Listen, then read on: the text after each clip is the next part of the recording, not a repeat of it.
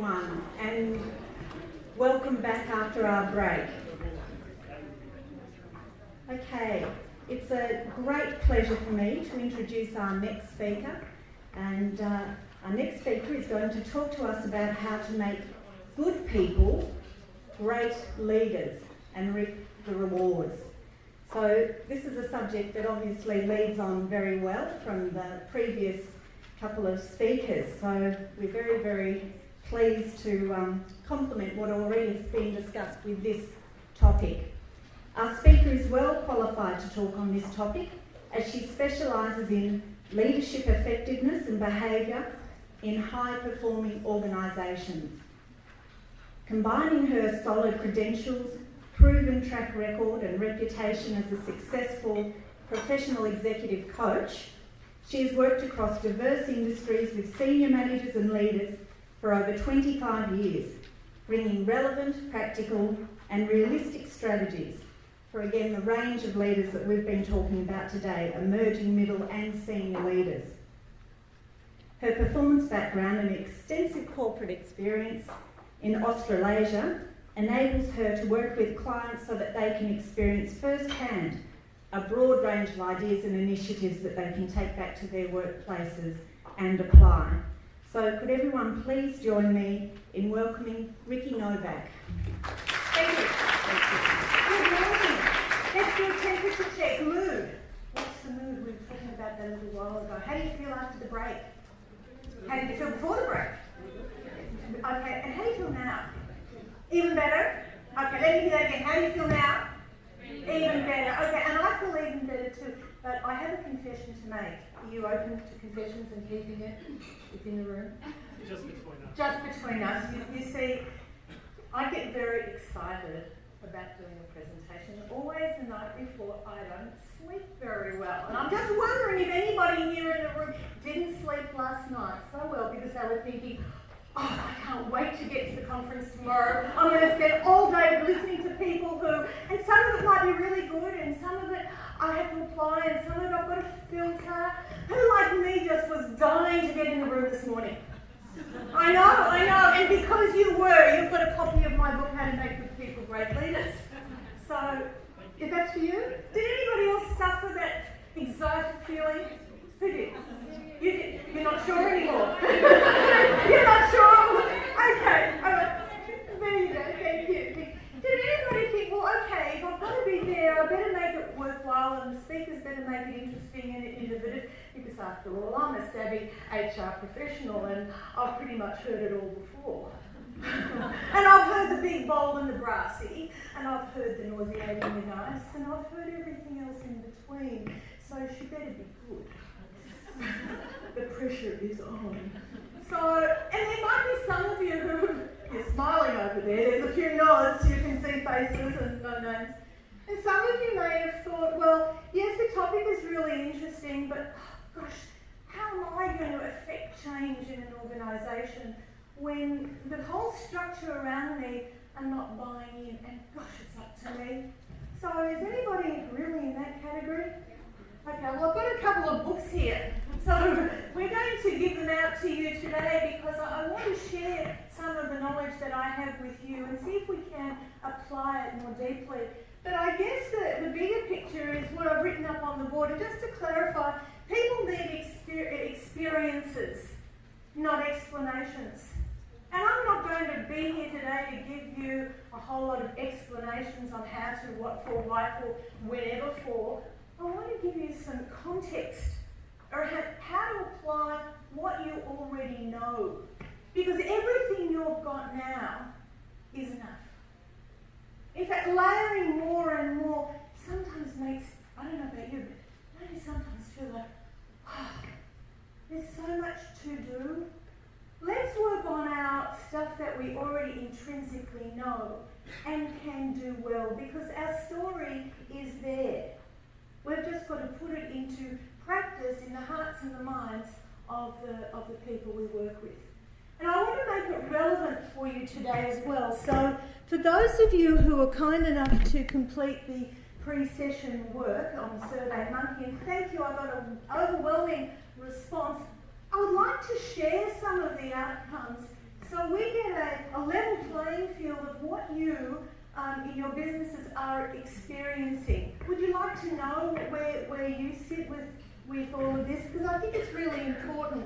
This was one of the questions on the survey that I asked about what percentage of people are actually seeking out L&D programs and trying to implement it. And you'll see that up to 60% of people are actually saying, I want to do something. Now here's the interesting thing. Do they link it to their career advancement? What is it telling us? It's not going in the same places in which they might want it to go. Maybe it's opportunity, maybe it's timing, maybe it's funding, maybe there is a blockage there as well. Maybe they haven't got some choices, and maybe you don't have as many choices at your disposal. So I want to put on the table some options for you to consider, because certainly not everything in my presentation today may be exactly relevant to right now, but it's the knowledge that you take today, because tomorrow will be a whole lot smarter because of the knowledge we learn today, and then unpack it in different ways. Look at this question. To the best of your knowledge, what percentage of your people over the last 6 months have actively looked for another role because they're bored or feel a limited opportunity? Now, what's the key word in here? To your knowledge. It's an untested theory. We don't ask, excuse me, you're looking for a new job? How's your job going today? Have a good time? I don't answer that one, I can see it in your eyes. Beautiful eyes they may be, but I can see it in your eyes. You having a good time? You love your job? You did. You know, eyebrows raised, that's good, we're engaged.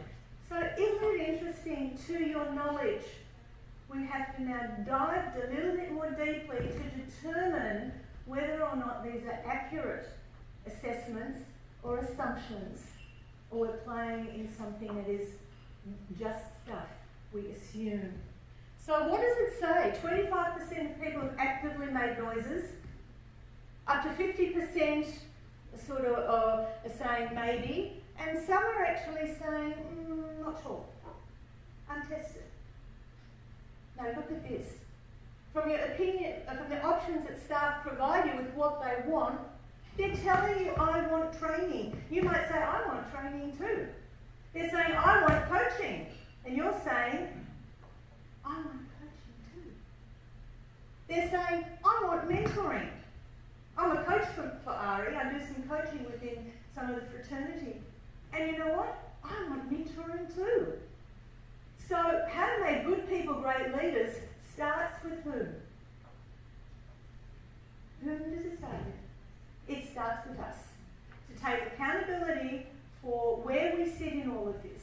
So while the expectation and the demand on you to provide this extraordinary amount of coaching, training and mentoring relies heavily on you, we have to now look and say, I have to be a good leader. I've got to step into that space and step into my value. And that's where I think we can make a big difference. This was a really interesting question. Rate in order from 1 to 10, I gave you 10 different options. Which areas provide greatest value? 1 was opportunities for professional development, flexible work and leave arrangements, and personal development opportunities. Yes, I could say that whenever I do a process like this with a client, I will get very similar experiences. Sorry, I just need to take that off. It's my neck that's making that noise.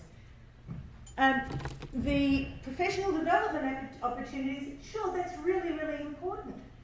But look at what is least desired. To hang out with the CEO or work alongside another significant person. But don't we sometimes crave for what's going on behind closed doors? Don't we want to be part of the conversations and be part of the rigorous debate and the opportunity? So is it up to us to say, you know what? I'd like to sit down with you and talk about what you do. Tell me some of the things that are happening. In the broader context of the organisation, don't I as HR fit in? So let me share some time with you. Let me learn from you. Let me interview you. Let me take away some of the things that you do so intrinsically, so well, so naturally. And from that, I can then be a better leader because I will learn and bounce from you. So what I love to do is make these opportunities a realistic chance. I will call people whom I admire. I will read about them in the paper, I'll follow them for a little while, I'll look at their blogs and I'll see where they're quoted. And Miss 11acious, because I gave up being tenacious, was boring. I went to 11acious and I pick up the phone and I'll say, Mr. CEO, I really admire what you've been doing in the company. I can see there's some enormous challenges. Can I spend a little bit of time with you? I want to understand what you do, how you do it, and let's go back to what Michelle said, why you do it. Now, you might think, well, she might do that. She comes from a performance background. She might do that because that's her job. But it's all our jobs because it improves the quality and the calibre of the work that we give back, the energy that we give out. Because as far as I'm concerned, I don't want the lights turning on when I leave. I want the lights turning on when I'm in the room. I want to watch the magic. So work alongside a significant other person and rotate it and share it. What are the main reasons people are attracted? Look at this. Look at our yellow point here in the middle. It says proximity to home.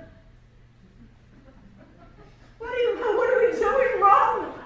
You're offering benefits and pay and great places, but they're not fun places. Not allowed to have any fun, a very serious business. We're here for profit, productivity, and making sure that everything gets done, so that we can't have...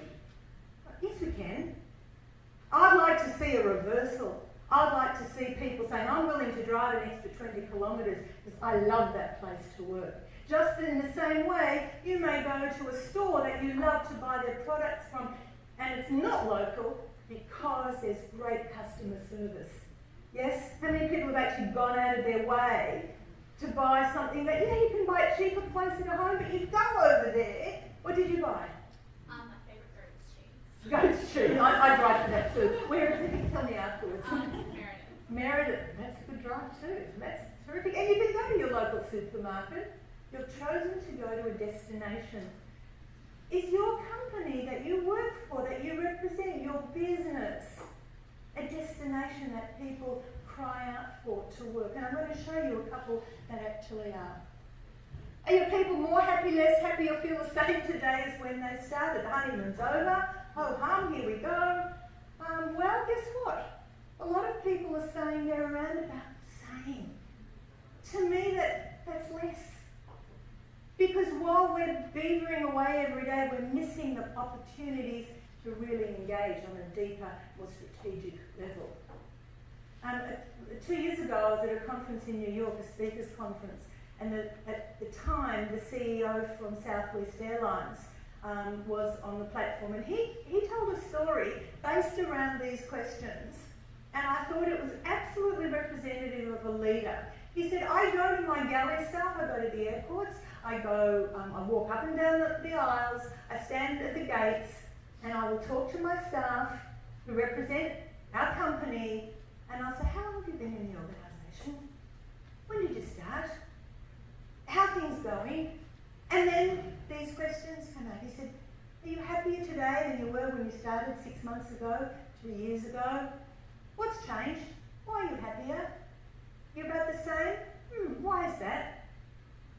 Would you apply for the job now if you saw it advertised? Does it give you what you want? Are we contributing to your happiness? Because if we're not making a difference to your happiness, going back to what Michelle said, do they want to come out of bed or they just want to get the paper? So we've got an opportunity to make a difference, and good leaders make a difference.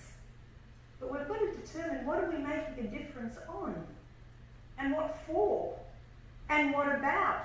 So I'd rather say to you right now, take away a whole lot of things that you're working on the peripheral of, and consolidate 1 or 2 key things that will make that significant difference. Ian Sweeters, CEO of Deloitte, came into the company about 12 years ago. Does anybody here has worked at Deloitte in the past or a client of Deloitte's in some way? Okay, and you might identify with this story. When he came in, he asked every staff member to contact him with the answer which is, by all admission, he said, can we find a new question? And the staff won't let it go. Do you know what that fabulous question was?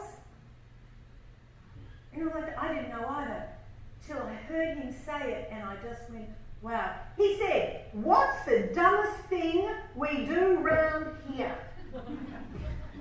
And can you imagine you get an email from the CEO and it says, what's the dumbest thing you do around here? Reply, I lose my job. No, that's not what they thought. They thought, okay, a new CEO, new guy on the block, what is he asking us really? He wanted to look at people, processes, procedures and prices and determine how best to effect change. He was not going to be married to old processes, procedures, people or price if they were no longer relevant. Keyword, relevant. So are you relevant in the practices in which you're doing in the organisations? Are they still relevant? Now, the curious thing is this, that the responses that came back to Gian were extraordinary. And young, courageous grads who thought, I can do this. As you know, they do. They gave him a most amazing ways to restructure, redefine and redo obsolete processes that no longer had gravitas into business. And worse still, were costing the business bucket loads of money, and those costs were then transferred across to who? The client. Now, does the client want more increased fees? No, they can't say, oh, I'd love to pay you more. No, they're trying to say, pay me, I want to pay you less. So what he did, he ended up having to categorise them in environment and sustainability and diversity, in all different areas, because the response was just overwhelming. So when I look at this and I think, if you're less happy than you were, what part of your job, your day, is just rote, that you're not even in touch with it? In other words, if we took away something, you wouldn't even notice. And too often when the organisations I'll go in to consult with, I'll say, what's the litmus test here? And they'll say, the what? I'll say, you know, the pulse of the organisation. What? So I take their wrist, and I hold your hand, and I put my hand on their wrist, and I go, really, you've got a pulse, that's a good thing, that's a good thing. But sometimes there is no pulse. And you know when there's a heartbeat and that pulse is working and going is when people really have a reward and recognition for their job. So here's a company that I went to visit in interstate recently. Big glass wall, probably the size of the wall that we're looking at over here. And I walked up and I went, wow, wow, look at that. And then I thought, I wonder how much that cost. And then I thought, artistically, that's beautiful. I wonder who designed it. And I thought, I wonder, do they do it? Do they do it? And to my great surprise, guess what I found out through the consultation? No. I said, how do you look after your people? Oh, they're really a problem. Do they come through? Yeah, they're always late. Do they follow it? No, they don't ever finish off and never gets there on time. What's the leadership like? Sucks. Oh, okay. Really? Yeah, well, it does. And I'll tell you why. Why? Oh, a whole lot of reasons. Like, well, things. Such as, and so on and so on. And I thought, you can have this out there, but if there's no ownership of this, all of the questions that I predicated the session with today about how to, we've got answers right in front of us. Right in front of us. We do a survey, our own surveys, a litmus test regularly, often, conversations, corridor conversations. What we're doing at the moment, instead of having the meetings, we're setting up with clients 4 15-minute stand-up conversations. Wouldn't you love it to get out of the meeting in 15 minutes? 15 minutes, 4 a week. Not 1 hour meetings with the team, 4. 15-minute sessions. How good is that? So, up till the time of putting this presentation together, a couple of weeks ago, I was in Sydney and I went to see Atlassian. Atlassian is a Sydney software company. Anyone familiar with them? They just kick goals. now listed as one of the best places to work. Innovation is out there at the top of the game. This is Joris Lütke. Joris has now gone to New York. He's going to head up a new software company there. But he would be solely responsible as an HR manager to make stuff happen. Make stuff happen. So walking through the floor of Atlassian was an experience. You know, they have mood apps on the doors. That's good. What sort of mood are you in today when you walk into a meeting? You key in your mood. What sort of mood are you in after the meeting? If it calibrates and is the same, the meeting's a failure. If there's a disturbance and your mood is different, they want to know what's different, and they want to know how, and they want to know what you're going to do about it. Love it. You do it on a Monday, you do it on a Friday. They're watching how people are feeling and responding to the pressures, to their resilience levels, to the things that are actually going on. Now this guy is really working on diversity. He's working on how to embrace diversity in all issues. And a real champion of that. In your handout that I've prepared for you, there are 10 areas here I'd like to cover with you in the time that I've got. And the first one actually is on focus on diversity. And why I chose Joris to start with, because he's got his finger on the pulse. And the people that are coming on board to Atlassian are also equally as accountable to do it. It's not up to him alone. In the same way, it's not up to you alone. Because while you're pedaling for them, you're also pedaling for you. Correct? So we've got to make sure that we've got people on both sides. About 3 years ago now, Elizabeth Broderick from the Human Rights Commission created an initiative called the Male Champions of Change. Is anyone aware of the Male Champions of Change? Okay, how many? Anyone? Okay, only one. Great, and it's a male, a very brave male in the room. So what I'd love you to be able to do as a result of this small section now is to, it's sometime in the next 24, 48 hours, is to actually go onto the website Male Champion of Change, Elizabeth Broderick, have a look at the Equal Rights Commission, and actually look at what they're doing to educate and instill diversity throughout organisations.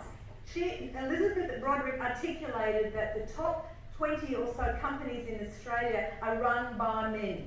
And she said, you guys are responsible for bringing through new generations, including the generations of women who are going to be future leaders. But without your sponsorship, without your help, without your inclusion, and without sharing the intellectual knowledge and the great things you're doing, it will never happen. We need buy-in, and we need a commitment from you to say that everything that you're doing, you're willing to share, good, bad, and ugly.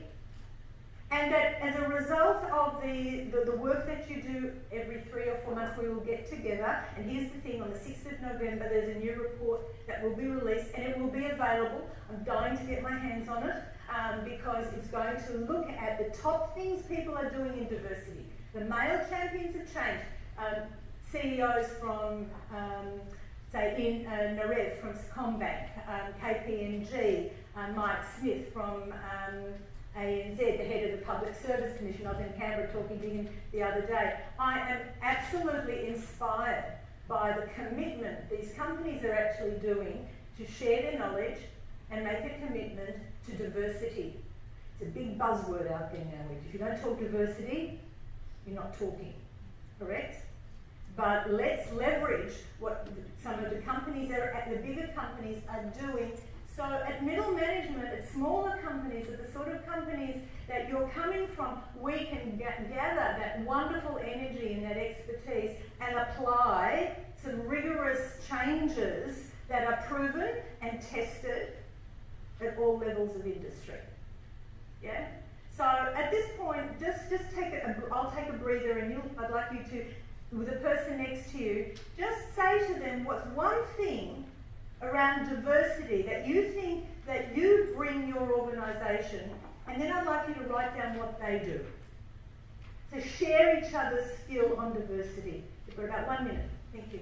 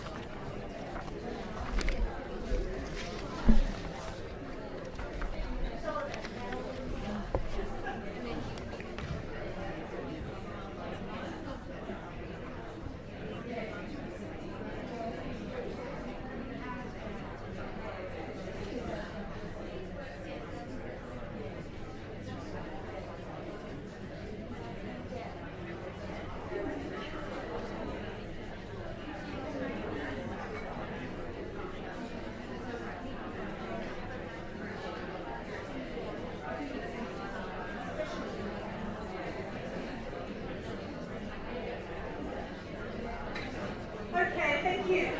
I'll bring you back, but who feels like they would like to have more time to discuss this and share a key point that someone has shared with them that they've never thought of before? Has anybody thought of that? Who would like to do that? No. Who would like to actually unpack diversity a little bit more deeply within their own team stuff? How does that sound? It's an absolutely important topic, and I do encourage you, because this is one of the topics that will actually, in areas that will get your business further and faster moving as we go into 2014, which is only a blip away, isn't it? And there will be new challenges as the year unfolds. But getting a handle on diversity is clearly one of those major areas. Let's have a look at the next point that I've got in the examples I'd like to share with you, which is called creating learning circles. Making good people great learners is sharing knowledge. A group that I've recently worked with, we get people to work cross-pollinate in different departments and go back to their departments. I'm sure some of you already do this, but it's not about just what they learn when they go, it's about what they're actually taking back and they embed. It's about measuring what have you done. You've had a great day, you've met some new people in your area whom you've never met before in the organisation, you've made a new friend, it's been terrific. And I love that. What I love even more is that we can measure the impact of someone else's skill, knowledge, attitude and habits that they've actually learned in the byproduct, which could even be the walk in the corridor to that person's workplace. I belong to a couple of CEO groups, and when I have robust discussion in the mastermind groups and someone who's importing goods from China will talk about a problem they're having, I will suddenly have a light bulb moment to say, I don't import goods from China, but I've got a problem that's just solved. So the learning circles are constantly turning. We are constantly engaging in a lovely, robust conversation outside our own areas, because sometimes we do get very close to our own stuff. Would you agree? And it's hard to see what else is going on out there, because some of you are just, as I've heard many HR professionals say to me, I just feel like I'm a firefighter. You know, I need to, I should have just gone to Sydney instead. Because that's pretty much the heat that I take every day. And, you know, I'm watching some nods around the room. You're not firefighters. And you're not just problem solvers. You're an integral part of how the business operates. So your presence in the different learning circles is equally as important. And here's the thing, the fight to get into those learning circles can sometimes be challenging. An HR manager I'm working with right now had a conversation with the CEO and said, I need to be in the boardroom. I really need to be in the boardroom. Why do you need to be in the boardroom? I need to be in the boardroom because in the context of what you're doing and the decisions you're making, I can make them take effect. I don't see how you can do that. Okay. Tail between the legs, she does. What did she need to be saying to the CEO? Anyone like to share? Sorry? How she can have babies. Here you are. How to make good people great leaders. There you go. How to make value. That's all people want. They don't need to know the mechanism necessarily. They need to know the byproduct, the how you will get value from this. How will people get value from this? What is the benefit of this to the business? So think a little bit about the type of learning circle that you're involved in. So you're in a learning circle right now. Look at the people around you. Did you tell them how lucky they were to be sitting next to you? Did you tell them? Because you've got something they don't. You've got intrinsic knowledge in areas that they may not have. Or you know what, they may have, but they've actually forgotten.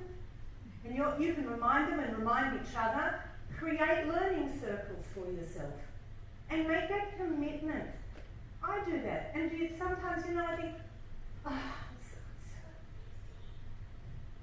and you know what? And I go off to my meeting with my learning circle, with my mastermind group, and I think, I'm so glad I'm here. So glad I'm here. Not only is your stuff a whole lot worse than mine, and you're in deeper, but actually it puts it into perspective, and we have a hot seat.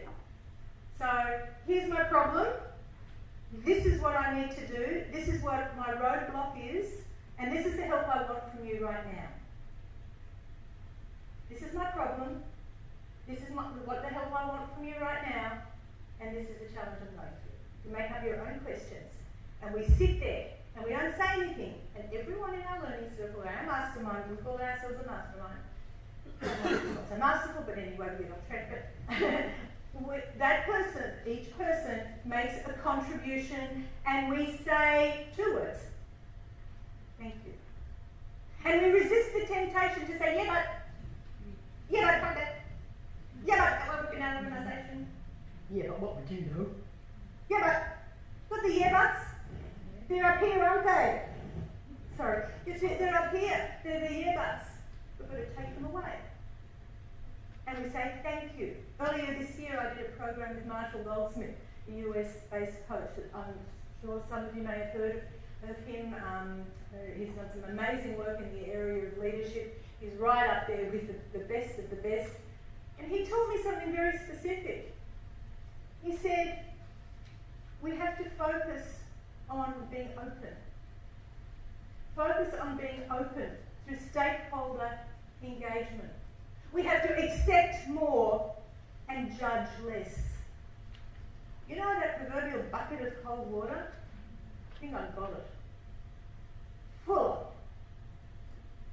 Accept more, judge less. A learning circle sits around you and they say, how about consider doing what it would be like if?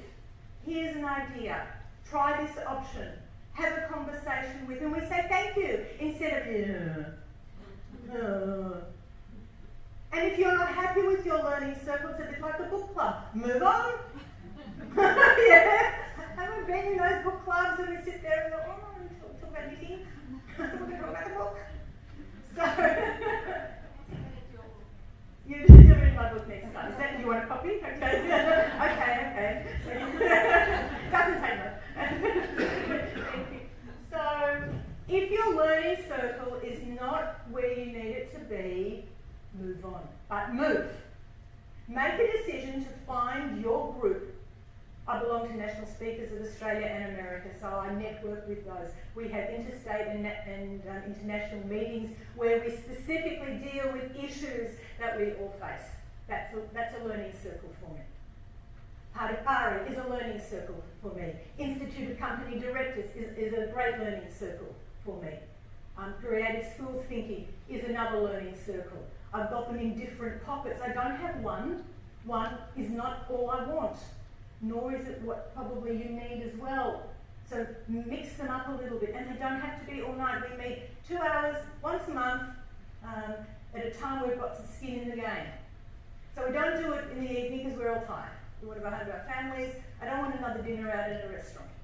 I'm much happier to put the proverbial shrimp on the barbie and go home to my family. And that makes a nice change. So we meet 4 to 6. There's skin in the game. Really important. But here's what you should think about. Positive features behind engagement these days are a culture where there's authentic leadership and people are genuinely involved in where the organisation's going and understand the context of the job that they're doing, and that's done in a very open and decent and respectful way. I think that's condition number 1. Secondly, engagement comes from having a job that you enjoy. It sounds very simple, but most people really want to be happy at work, to feel they're making a difference, to be productive, and to be respected for what they produce. And I think thirdly, they like to be inspired by a good leader, someone that is a servant leader, someone that walks the talks on decent values, treats people well, respectfully, is very inspiring. So I went to Peter and I said, as I do, pick up the phone, hello Peter, I'm a member of ARI and I'd love to interview you. And this is the benefit that I want to bring to your members. People who need this, who want to hear from you. Will you share some ideas with them? So what started off as a 5-minute conversation went to a whole lot longer. The byproduct is a really lovely relationship. I don't ask until I can give. I want to give back. That's why I'm here. I want to give back. So creating safe, bully-free environments, or just creating safe environments, is absolutely core to how to make good people great leaders. Because if we put that block in front of someone and say, it's not safe to have that conversation. It's not safe, I'll tell. It's not safe because they won't do anything about it. It's not safe because they've never cared about this sort of stuff. And a whole lot of other reasons and blockages as to why not, we can't move it. What we need to do is get rid of the block. Move it to the side and have conversations, robust conversations with people who get it. Create safe environments that cover off the things that you told me in the pre-session work. Environments that people want to travel for, travel to your place. Environments that are fun, environments that are rewarding, environments that are going to give us some satisfaction. So here's someone I want to introduce you to. This guy's name is Joe. He was a long-standing client, and I love what he has done in business. When thinking about actually getting people engaged at work, we try to do a couple things really well. The first thing is actually being absolutely crystal clear with people around what's expected. People can't act on what they don't know. The second thing that we really try to do here, that goes above and beyond providing a great atmosphere and environment, is really actually make sure that people actually see the leader's passion for the work that we do. So each and every day, we're always excited about the work that we do, and we celebrate our victories. But we also wash up on things that go wrong. We also wash up on things that go wrong. How good is that? You know what? Because it's safe. I can have that conversation over here because it's going to be a good thing. There'll be a positive outcome as a result of it, because not only is my head engaged, but my body is engaged. Too often I go into organisations and I watch the body and I think the body's only there because they took the head to work. That's all.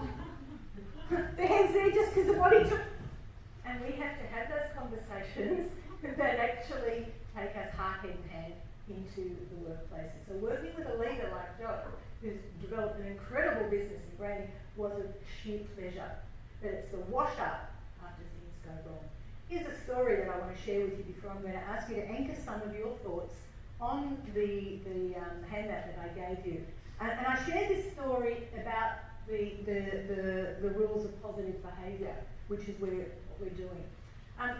Some time ago, I was presenting in Kuala Lumpur, and in Malaysia, the rules of engagement are quite different from how we would present. And for those of you who have travelled there or worked there, you will know exactly what I mean. The formality was very different. The engagement was very different. In fact, there was very little engagement from the audience to each other and from the audience to me as a presenter. So I needed to set the scene on that. So as I walked in to deliver a 1-hour keynote titled How to Present and Influence Senior Government, I thought this is going to be quite different because I'm not getting anything.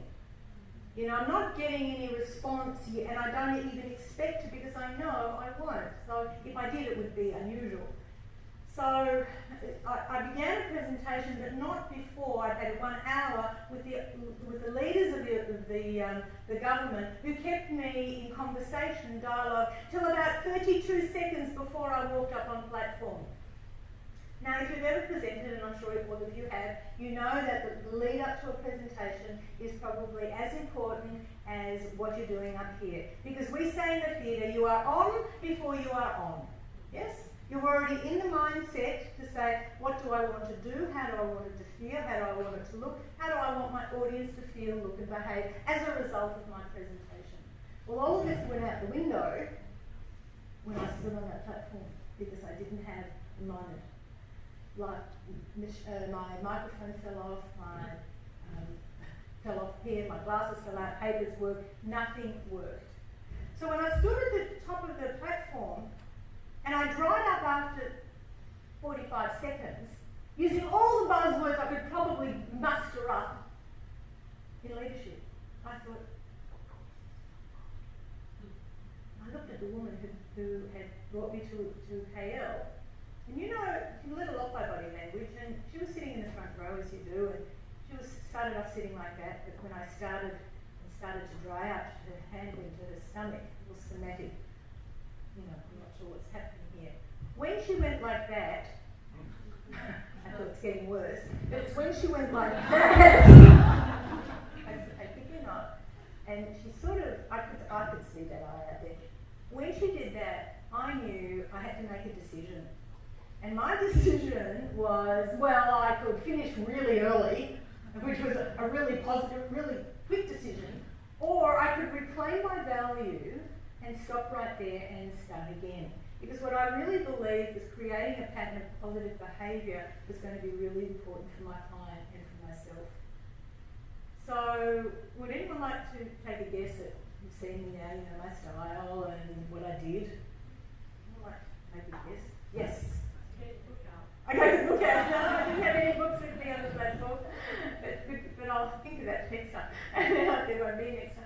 So I actually dried up and I looked at the audience and they were just looking at me. And I thought, I know I'm not supposed to get anything back, but what I'm feeling now is my stuff and I need to deal with this. So I just walked to the front of the platform and I smiled. Thank you, you smiled back. Thank you, you smiled back too. You did. It's like a yawn, isn't it? It's like a yawn. Someone smiles, you smile. So I smiled and I said, I don't know about you, but have you ever been in a situation where you just wish you could start again because what just happened was really not what you wanted to happen? And I nodded and I smiled. Guess what they did? Yes, they did. And I said, oh good, I'm so glad you said that because that's how I'm feeling right now. You know, I've come to you as a leadership expert from Australia and I've come to you to talk about how to influence and persuade. I honestly don't think I've done that. I think I've used up all my big words in the first 35 seconds and I sort of run out. With your permission, could I use my own words? I think they were more relieved than I was, to be perfectly frank. And they said, of course. And you know how I knew they said, of course? Because there was a line in their eye and they smiled. And their body language changed. They moved into their seat. They moved like this. In Sheryl Sandberg's words, they leaned in. They leaned in. So I said, thank you. And I just said, okay, hold it there. And I walked to the side and I made a bit of a story and I came back and I delivered a presentation that I was proud of and it got me the outcome that I wanted and it met the expectations of the audience. Positive behaviours are contagious. We've heard that before. We heard that earlier today. Positive behaviours are contagious. As a result of that, we actually had about 40 minutes of question time. Now, if you also know anything about presenting in Kale, nobody asks questions. If you're lucky if you get one, and it's usually one that you don't have an answer to because it's right outside your expertise and to politely work out how to respond politely. We have 45 minutes in their words, in their language. It's getting to the language of what really matters, makes good people great readers, so you all can reap the rewards. Is the language that you're using positive? Is the language what you're using needs to actually be reframed, rethought of? And I say this because it came home to me again last week at a conference, and there was a speaker who was talking about intent. And she triggered something for me. And she said, you know, I've been doing what I've been doing a long time, and I'm pretty good at what I do. And we went, yeah, she is. And like you, she said, you're pretty good at what you do. And I'm going to say that to you today. You wouldn't be here in the room if you weren't pretty good at what you were doing. There's no doubt in my mind. But here's the thing. She said, it became really apparent that I became rote. I was doing things by rote. Till I realised that one day I was in a meeting and I didn't know the purpose of why I was in the meeting. What was my intent? What was the purpose of the conversation I was having with my team? No, it was not the purpose to tell them they needed to lift their game because my blood pressure was rising. No, it wasn't that. But yet that's what I made it. The real purpose is that let's leapfrog and make that lovely big jump to what the real significant, compelling purpose is of the conversation, which was how to be able to improve our customer service so that the end user of our product refers us, comes back to us, and thinks of us as a friend. That was the purpose of the hard, challenging conversation that we need to have right back here. Right back here. People need experiences. They don't need more explanations. They don't need to have the telling of what's gone wrong. They need to have an experience to replace the negativity. So what positive behaviour? I'm going to just take a couple of minutes, and from what I've said so far, anchor any of your thoughts on paper, either together with someone next to you or on your own, just for a couple of minutes. We'll have plenty of time to fill it in later on. And just give you some, what do they say, when you take your thinking to inky sort of sticks, I'd like it to stick. There's one or two things in each of the points that we've covered so far.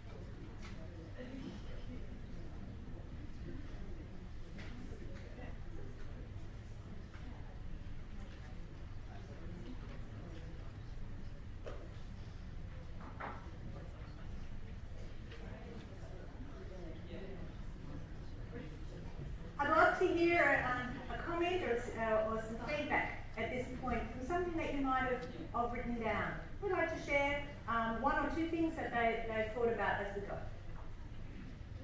Yes. I think it's important to, as a leader, to create an environment where you can share stories. So you share your stories, but you give the other person an opportunity to share their story. So they say, hey, I had a good weekend, you don't just say, oh, that's good, and you walk away. Tell me about your weekend. Why was it good? What happened? And that creates a positive environment. Yeah. It is the storytelling. And it's the storytelling in context for the work that people are doing and the work around them. And I do a lot of work for the Institute of Sport. And I remember having a conversation with Eric Hollingsworth, who at the time ran the Institute's soccer team. So this would, I'm sorry that Lynn's not here because this would fit so nicely into her presentation as well. And I asked Eric, you know, you work in the area of high performance sport with high performance athletes who don't necessarily need a wake up clock and 3 buckets of cold water to get out of bed in the morning. You work with people who have got an inner drive and passion. How do you connect to them to make them stay on track? And he said, the most powerful thing to me, I understand the world of the player outside the soccer field. I understand it. Now, by that, he does not mean he knows everything that's going on in their lives. Nor do you really want to know everything that's going on, do you, in the lives of all those people who say, I need to speak to HR. You don't need the great big dump download. Or how many people do? Anybody? I would counsel it for you if you do. So we don't need that. What we need to do is understand it and work with those things. So when you understand the work of the player and you understand their story, we put ourselves in their story and we find a place for the organisation in the story. So thank you very much. Anyone else like to share? Be open. And what do you mean? Can you expand on that for me? Be open to hearing other people's perspectives and suggestions. Okay. And what do we do when we're open and we hear it and we go into that judgment mode? Because it's easy to say be open. What do we need to do to make sure we stay open? Share something ourselves. Yes, it's sharing the story, not hijacking it to become our story, and which is a really challenge. Like, oh, you wouldn't believe what happened to me. What happened? Well, they said, well, you should have heard what happened to me. And, you know, we've got to be really mindful, sharing the story, but not hijacking the story. So we're open to receiving continual information. Okay, let's move on a little bit. Let's have a look here. Here's creative innovation. This is with the team that I was working with recently. I'm sharing creative innovation. When I told the HR director what I wanted to do with their 40 leaders, I said I want to build structures from marshmallow and spaghetti. They thought, how much are we paying you? And I said, watch the magic. Watch the magic. Now, all sorts. This activity is designed specifically, and I'll share it with you. It's a lovely activity. You actually give them a brief that says you need a team to develop a structure that looks beautiful, it's stable, and it's tall. 3 criteria. Now, you watch what happens to the personality styles. You'll see the leaders. You'll see the reflectors. You'll see some who are going, and you'll see a whole lot of dynamics, but what it actually does, it creates a really lovely competitive environment between the teams. So innovation is absolutely key to how to drive results, but we have to provide opportunity that is very different from what they've got before. And it may even come from asking them, what would you love to do? And if you did do, you feel we would make a difference. So instead of supplying the answers, instead of providing, you being the fire extinguisher, ask them. The best CEOs, the best leaders I'm working with are now deferring to their teams, to their people. They're going to the factory floors, they're going to the staff, they're saying, what's working? Tell me about that. What would we do differently? What could we do differently? If you were in my seat for a day, what would you do? These answers are compelling. Because we have to be resilient. And wouldn't you love to do this? Wouldn't you love to be able to just have that high level of resilience to get up in the morning and feel as though not just in jumping through hoops every day, but you're actually at a high level of resilience. Now here's the reason I put this in is not every day would we feel like that. We might want to, but the fact is we will go through our own highs and our lows, cyclical highs and cyclical lows. hormonal, family, things within our environment, things external to our environment. So good leaders do something special.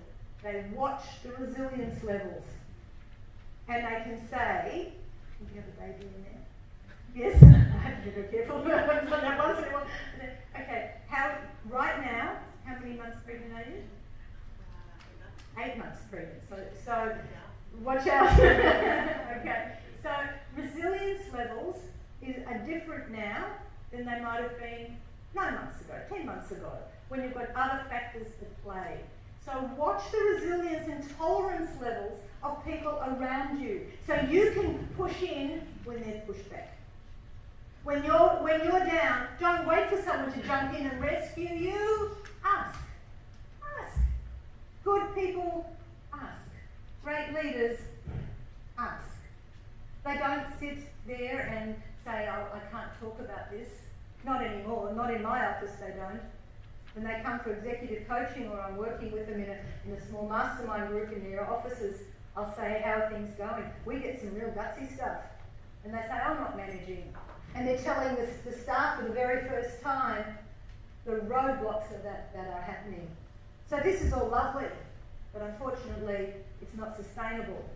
If it was, we'll say, what are they on? I want some, right? So we've got to be really realistic. So you might like to write a point there. When your resilience goes up, watch out who needs some support. Ask your team to do the same. Mental health statistics are now showing that 1 in 5 people in our organisations, in our workplaces, in our homes can be affected hugely by mood changes, by some sort of anxiety, by some sort of disorder. Not a shame, not a crime. We have an obligation and we have a duty to support people. So when these areas are going to be going like this, we have to be mindful. How am I right now in my areas of resilience? What can I do, or when do I actually need some help? Cultural activities ties in with the diversity that's going on right now. But we've just found some lovely examples of organisations bringing on board now some tremendous cultural activities into their organisations, allowing people to shine through becoming leaders because they have knowledge that we don't have, based on their backgrounds, their cultures, their heritage. So, for example, one of the organisations I'm working with have every month they have a different lunch to celebrate the culture of someone different in the organisations. Now, they are a hugely multicultural organisation, so it's easy for them to always have something different. But that's not just a free feed, okay, and an expense. What they do is they discuss ritual, routine, tradition, and the understanding and the impact of it for 2 reasons. One is that you will be better able to understand me and my nuances and how I behave because you're more aware of it. But when you work with one of your clients who might be Indian, Cambodian or Sri Lankan, or from Afghanistan or wherever it is, you have a greater appreciation of how to communicate and connect. So they're really seeing it as twofold. We want to give back, and we want you to share the knowledge and the learning, but we want you to be better equipped to handle some conversations with your clients, with whom this organisation is now interfacing with. And our client bases are changing. People are coming to us for all sorts of reasons in different ways. So it's our obligation to have these critical cultural awareness opportunities to invest some time in. Another company which is really interesting, when anyone goes overseas on business, they come back and they report on what they've learned about the culture that they've been to, or the changes, how things are now done in New York, how things are now done in France, how things are now done in Germany. And they share that because they feel that the better equipped their staff are at handling the cross-communication, it's going to have a fantastic result internally. They're not doing it for the now. They're leapfrogging it to the intent for the next time. Understand the world of the player outside the field. We were in the Tour de France. I was in it. I was riding. Although I would like to. There were some interesting people on the road. Showcase employees' activities. I worked with Simon Gerrans, who is one of the fantastic Aussie cyclists. And when you understand the world outside the cycle and that there's a whole person with a whole life and all other things, you appreciate generally a very different mindset about what quality people actually come to work with. Now we might say, oh, you know,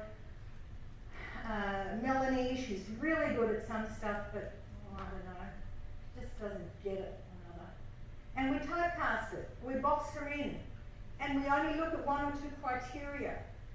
Yet the world outside that is very rich, and we have no idea what other skills, attributes, values she could actually enhance our businesses with. We have no idea. Here's an activity for you, which I've done. We found that many people were saying, you know, I've been in this organisation 5 years, 10 years, 20 years, 30 years, whatever, and I know everyone, and I know everything they know about everybody. And so we set them up and said, really, let's sort of test this a little bit. So you've all worked together, have you? You've all worked together for a number of years? It's really great. So I'd like you to say two things about yourself, one of which is a lie. But don't tell us till the afternoon. So you say, well, I'm really good at maths, and I've got 3 greyhounds. No, that's a lie. And people make assumptions. So all day you can see people looking at you. Well, what's the lie? I'm sure it is. And they have these little chats, and they have these dialogues. What do you think? Is the mother really with army birds? What's going on? Can she cook? Oh, you had her lunches. Get it. At the end of the day, when we tested this, do you know what we found? People didn't know. They didn't know the richness that people brought into their organisations. I remember in one of the large accountancy firms, one girl, she said, oh, I'm actually an event organiser, and I really love to do, and I love wedding plans and big events, and I'm terrific with spreadsheets. Oh, she's terrific with spreadsheets. Well, she wasn't terrific with spreadsheets. She was actually a better event planner. Nobody knew this girl had these skills. She had her own business before she had a career change. So guess who ended up running all the conferences and organisation events? So they no longer outsourced, saved the company a whole lot of money, and she could do what she loved best. What did Michelle say? How many people, you know, do what they love most during the day? All of us do. She could suddenly do what she loved best. So find out what people do outside the work that they actually do.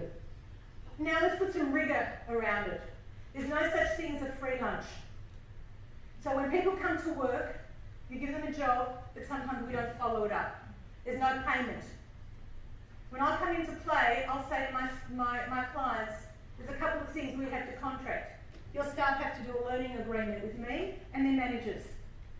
And they'll sit face to face and have some rigorous conversations. They'll have some tough conversations, and they'll have some conversations around expectations. And they'll sign it, and we're going to go through this again in 3 months and in 6 months' time. We're going to evaluate, we're going to measure, we're going to see. Because I don't want to tick the box and say, yep, training's done, coaching's done, mentoring's done. Find yourself a way to do a learning agreement, which is a conversation. But I formalise it and put it into a document. We'll do pre-session work. You complete the pre-session work. It's a non-negotiable component of the program. We've flipped everything. We do about 80% of our work before we walk in. We do 10% on the day, and we have a great follow-up as well. Because we don't believe that on the days, that's where the greatest learning takes place. That's the catalyst. It's a catalyst. People learn, but unless they're implementing it, they're just learning up here. They're just learning intellectually. We've got to make sure that it transfers. So make sure that there is some rigour around the boardroom table. So people are having conversations. This is what's happening. This is why it's happening. Celebrate it. Get people out there to make sure that they're doing it. Go on site visits. Visit the places where your people are. Sit down and have the conversations, and then do a leadership audit. On the back, can I just take this for a second? On the back cover here of the handout, I've got a QR code. Should you wish to do a leadership audit or get your staff to do a leadership audit, it's that magic word free. It will bookend for you some of the gaps and the challenges in different areas, and it will nominate to you which area specifically you need to work on to help you in your journey on how to make good people great leaders and reap the rewards. I've talked a lot. I hope I've created some stimulation going on up here. What I also will say to you is I've just finished doing a new audio expert insights into things that professionals must know to unlock potential in their organisation. It's specifically done for HR professionals. I didn't have it done in time to give you all a copy today, but if you want to leave me your card, and I will send you a downloadable copy through in your choice, either on CD or MP3, whatever is relevant to you. Could you just show me, please, by way of maybe a movement. A movement. Let's just do a movement. Show me a sense of movement that you've owned today in terms of how you feel about this. Are you 100% up there? Are you mid-range? Or are you sort of just warming up? Okay, who's way up here? Okay, can you turn to the person next to them with their hands up, give them a high five, say thank you, you're on. If they're sort of around here, say I need to talk to you at the break, over lunch, and I want to say thank you. Thank you for being in the room, because without you we don't have a conference. More than that, your companies will thank you for the effort and the work that you give back to them as a result of today. Today, as I said, is a catalyst, from my perspective anyway, and I won't speak on behalf of anyone else. But please take this, choose whatever you think is relevant. If you want to share on the back, I've given out another handout as well. On the back of the card, gives a very small snapshot of those 10 features that I've prepared in the larger handout for you. You might like to just use this as a trigger and say, let's have a learning circle, a 15-minute learning circle with my team, and let's just talk about one or two things in each of these areas, and let them make the deciding choices and take the pressure from you. So enjoy. I'm hanging around for the rest of the day. I'd love to have a conversation with you. My card is here if you'd like further information about how to follow any of this up. That's great. And for those of you who want to give me some feedback, I've still got 3 copies. Thank you very much.